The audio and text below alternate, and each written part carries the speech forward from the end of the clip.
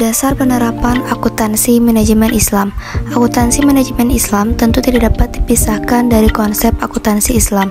Bila dilihat dari perspektif ilmu akuntansi, dapat dikatakan bahwa ilmu informasi yang mengelola bukti transaksi sebagai input dan data menjadi sebuah informasi atau output dengan cara mengukur dan mengelompokkan transaksi-transaksi berdampak pada sebuah akun perkiraan atau pos keuangan. Perbedaan akuntansi manajemen Islam.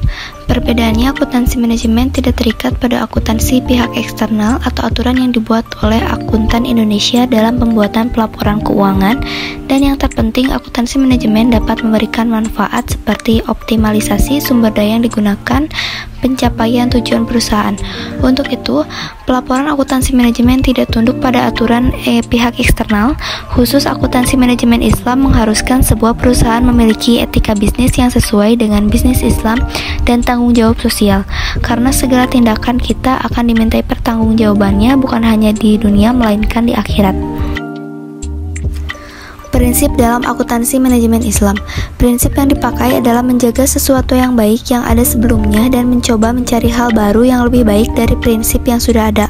Oleh karena itu, implementasi prinsip ini adalah menggunakan kaidah akuntansi manajemen konvensional yang ada, kemudian mencoba menemukan konsep yang lebih baik yang bersumber dari Al-Quran dan hadis, yang pada akhirnya menemukan prinsip akuntansi manajemen Islam. Perkembangan kehidupan masyarakat yang menerapkan prinsip Islam dalam bermuamalah saat ini ditandai dengan munculnya lembaga keuangan bank dan non-bank syariah, kemudian berkembang pula produk-produk halal. Konsep biaya dalam Islam. Pengeluaran dalam konsep akuntansi Islam hanya biaya yang sesuai dengan syariat Islam, sehingga biaya yang tidak sesuai syariat Islam tidak dapat diakui, seperti pembelian barang haram. Pembelian barang haram harus dihindari karena semua aktivitas usaha dalam Islam dinilai halal haramnya, bukan hanya faktor ekonomi saja yang menjadi dasar keberlangsungan kegiatan usaha. Kemudian biaya suap.